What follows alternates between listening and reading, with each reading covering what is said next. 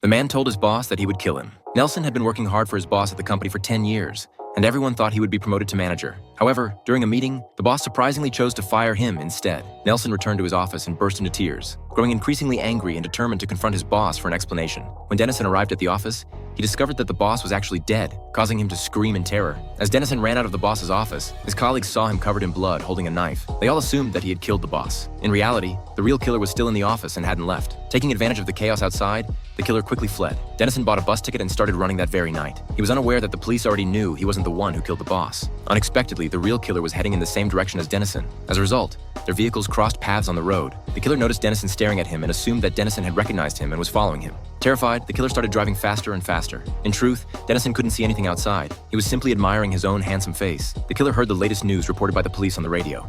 They were looking for a black car with flame decals, which happened to be the car the killer was driving. Left with no choice, the killer abandoned the vehicle. Dennison was just about to lie down and get some sleep when the driver asked him to get off the bus.